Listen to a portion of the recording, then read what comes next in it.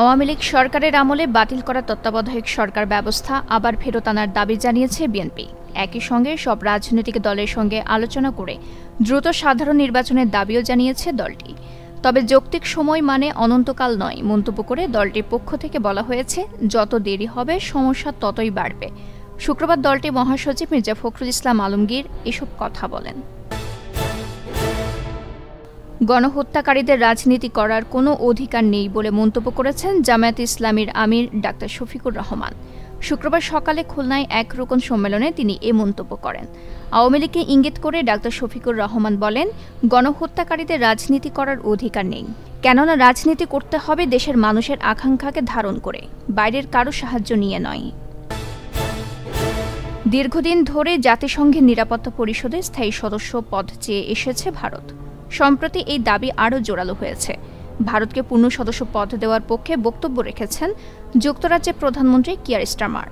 এর আগে মার্কিন প্রেসিডেন্ট জো বাইডেন ও ফ্রান্সের ইমানুয়েল মাখো একই ধরনের যুক্তি দেন।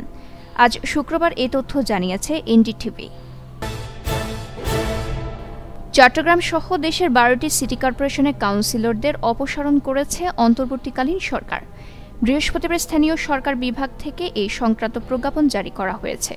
সিটি কর্পোরেশনগুলো হল ঢাকা দক্ষিণ, ঢাকা উত্তর, চট্টগ্রাম, খুলনা, রাজশাহী, সিলেট, বরিশাল, নারায়ণগঞ্জ, কুমিল্লা, রংপুর, গাজীপুর ও ময়মনসিংহ সিটি কর্পোরেশন। ইন্দোনেশিয়ার পশ্চিম সুমাত্রা প্রদেশে ভারী বৃষ্টিপাতের ফলে ভূমিধসে একটি অবৈধ সোনার খনি ধসে কমপক্ষে 15 জন নিহত এবং 7 জন নিখোঁজ রয়েছেন। নিখোঁজদের সন্ধান করছে উদ্ধারকর্মীরা।